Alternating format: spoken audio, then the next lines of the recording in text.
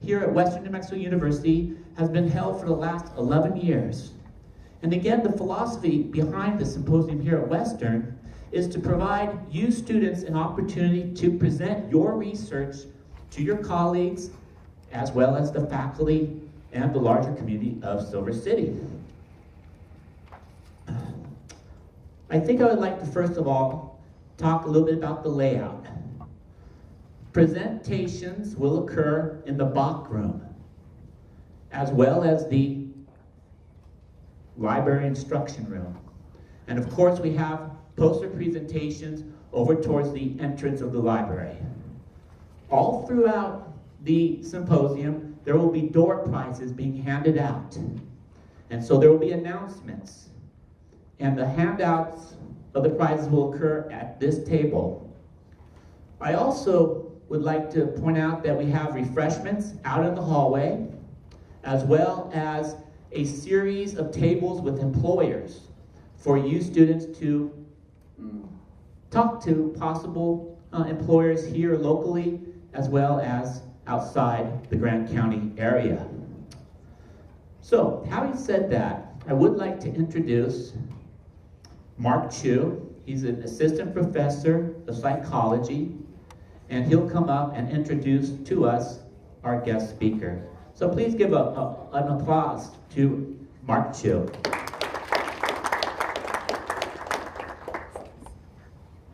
Thank you, Scott.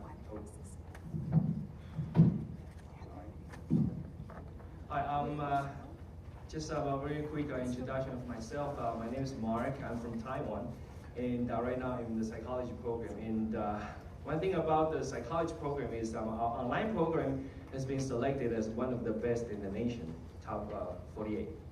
So just throw it out there. If you're interested, please join us. Okay, but today is my honor to introduce our keynote speaker, Gracia Rivas-Chatas. She's an outstanding student. She's originally from Mexico and moved to Tucson at a young age, and she participates in activities that helps many people in communities, such as a Scholarship AZ, a nonprofit organization that makes education accessible to all students regardless of immigration status. She also works for the Center for Gender Equality here at WNMU, and in which she helps organize events that recognizes and empowers the LGBTQ, and undocumented students, among others. She majors in graphic design, and her works not only demonstrate her creativity, but also inspire discussions among students and faculty. Her achievements not only impress the university administration and key members of the community, but also people around her. She's determined and dedicated to issues of human rights and social justice. It's our pleasure to have her speak to us, so let's welcome Ms. Childs.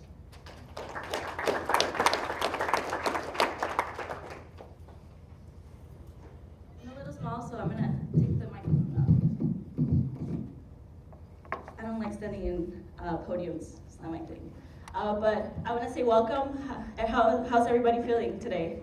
I know it's a little early for me, but I want to welcome everybody for being here. And like I said, my name is Gracia Rivas, for those of you who don't know me. I am from Tucson, Arizona. That's where I've lived for over 20 years, but I was born in Nogales, Sonora, Mexico. The Mexican flag right there. I came to the United States when I was 3 years old with my family and my siblings. I went to elementary, middle school, high school, and it was not until high school when reality really hit to me. I was ready to graduate. Everybody was applying for college, and I went to my counselors and I was like, I'm ready to graduate. Can you help me? Can you help me with the process? What do I need to do? And she was like, okay, let's sit down, let's go with the process. And when we got to the part where it said, your social security number, I was like, oh, I forgot to tell you one thing. I'm undocumented. I'm not gonna be able to fill that part. I'm not gonna be able to give you those numbers, right? And she just looked at me, she stopped everything, and she was like, well, don't you know that undocumented students cannot go to college? This is not gonna be possible. You can't do this. And I remember this clearly. I just like looked at her with a blank face, and I was like, okay. And I stood up and left. I never once returned back to her office. I never once talked to her again. That was the last time. And after that, I graduated. I was a top 10% of my class. I played sports, had a 4.0, and I had offers from different universities to go to University of Arizona, to University of Rhode Island for design, and I couldn't accept the scholarships either. And so it was a tough year for me. So I had to sit out a whole year. I was depressed, I'm not gonna lie.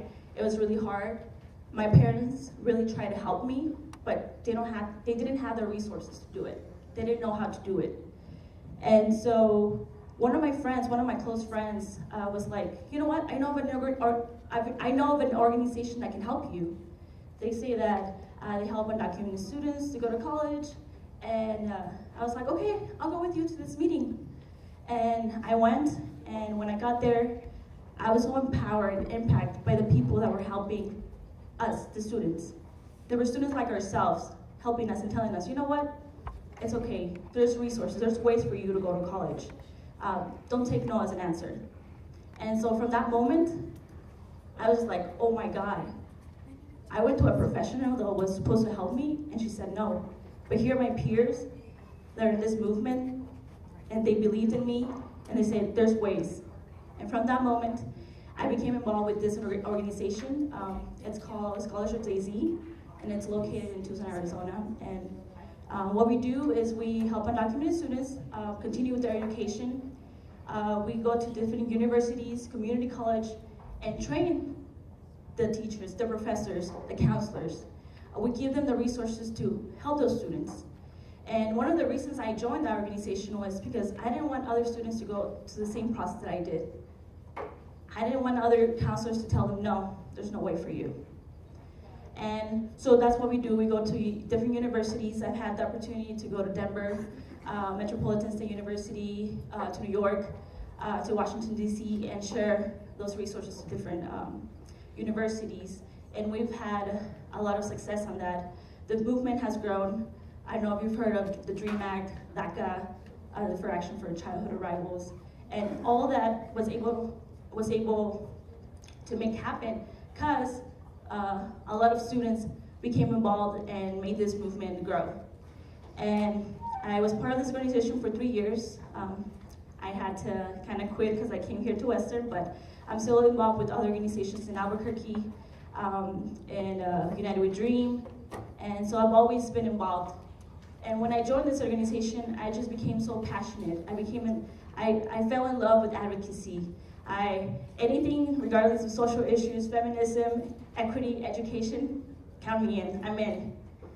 It's just something that I became so passionate about and that I love. I love helping people, and because other people help me, and that's a way for me to give back to the community. So through the organization, through working and being able to talk to the districts, our high school districts, our board of regents and our community college, we were able to pass in-state tuition in our Pima Community College. And that's how I was able to go to Pima Community College and able to finish my 2 years there. And like other students like myself too.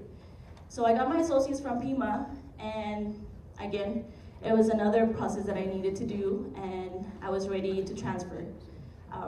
That process was hard. Again, it was another barrier, another challenge that I needed to do, because it was not as easy as it sounds. I was not gonna just, oh, here, I'm gonna pick this one, this one, this one, or that one. It wasn't like that. I had to really do my research. I had to do budgets, like how I was gonna survive, coming to a new place, because I didn't want to stay in Arizona. It was just not a friendly environment for myself and for any. So I found Western. From the moment I called Western, they were so supportive. They never said no to me. They always told me, we'll find a way. There's always a way. And that's why I always say, and I'm always gonna say it, coming to Western has has been the best decision that I've made. I've grown so much here. I've met amazing people, so supportive. It's just been the best decision. I've been able to be part of the center. Like I said, when I came here, I didn't know anyone. This was the first time I was moving away from home. And you know how Hispanic families are. We're so close, and you never want to leave your kid to another place, you know? So it was really hard for my family, for myself too. And so coming here, when I knew that there was a Center for Gender Equity, I was like, I'm gonna go check it out. This is where white people are. So I went and I found my second family there. People that believe in the same things that I do, that do the same things that I do, that do programming that I love to do, and they have become that second family to me. And like I said, I've grown so much, and I thank Dr. Huerta, Dr. Bailey for that supported, for being so supportive for me. And now I'm gonna graduate this spring with my bachelor's in fine arts with an emphasis in graphic design and with a minor in Latino studies. And I'll be the first in my family to graduate from college, so that really is something that I am really grateful to get this opportunities to do things like this. And any of this wouldn't be possible if I hadn't put myself out there, and if I hadn't networked with people.